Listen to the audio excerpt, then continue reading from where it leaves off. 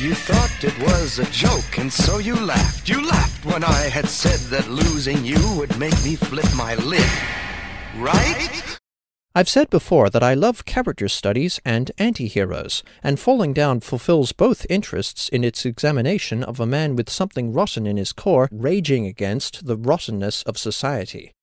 Michael Douglas stars as Bill Foster, a divorced defense worker determined to get home for his daughter's birthday, despite the restraining order his ex-wife has on him.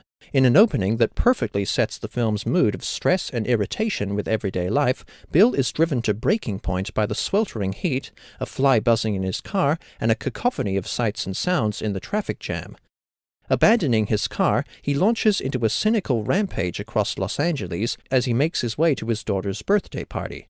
Anti-heroes are protagonists that are not conventionally likable or lack heroic values. An anti-hero may be a mean jerk, may bend or break the law to achieve justice, with anti-heroes being a common archetype in crime noir fiction for that reason, or may even commit horrible, depraved acts, but we still follow them in their journeys, find them engaging, and may even sympathize with them. An anti-hero is a hero with traits of a villain, and we may find anti-heroes so fascinating because they serve as a mirror for ourselves and the angry, cruel, or unethical side that surfaces every so often from our ordinarily decent identities. Some of my favorite anti-heroes include Hedda Gabler from Henrik Ibsen's play of the same name, Patrick Bateman from American Psycho, Hannibal Lecter from The Silence of the Lambs, Max Payne from the game series of the same name, Dr. House from House, Norman Bates from Psycho, and Gordon Gekko from Wall Street, another iconic role of Michael Douglas. All of these anti-heroes have some element that I admire or can at least connect with or understand on some level. Hedda wants to attain the power and self-determination denied to her by her social status as a woman during that time period. Max Payne wants to avenge his murdered wife and child. Though a serial killer, Norman is clearly a victim of mental illness and his cruel, domineering mother. House is a brilliant doctor who treats his patients like puzzles to be solved. Hannibal Lecter may be a cannibalistic psychopath, but he is exceedingly intelligent, polite, cultured, and despises rudeness. Even seemingly irredeemable characters like Richard III, Gordon Gekko, Patrick Bateman, Daniel Plainview, and Lady Macbeth are deeply compelling in their nastiness and ruthless ambition, and they are an extreme expression of a feeling all of us have had to some degree, a desire for wealth and power. Bill Foster just wants to get home for his daughter's birthday, as he deeply loves his daughter. Despite the chain of mayhem and the many deaths he has caused, directly or indirectly, we can also sympathize with Foster and almost cheer him on for the fact that he is reacting to real societal problems that we all would have had grievances with. Inflated prices, gang squabbles, pedantic, stingy store workers, false advertising, racism and homophobia, poverty and homeless veterans, and drug addicts exploiting charity to con people out of money for a fix. This powerful scene in the park between Bill and the deceptive beggar was impressively done in almost one single take. Laborers who ruin the street just to fulfill their budget. The fact that a plastic surgeon can live in a mansion and make far more money than a defense worker or a policeman. Even Prendergast, Robert Duvall, a retiring cop who is tracking Bill down, is surrounded by corrupt, condescending assholes in the police force, with the exception of a Japanese colleague, and Sandra, to whom he is a friend and mentor, and his boss is an overblown macho prick who dislikes Prendergast because he's too safe and never swears.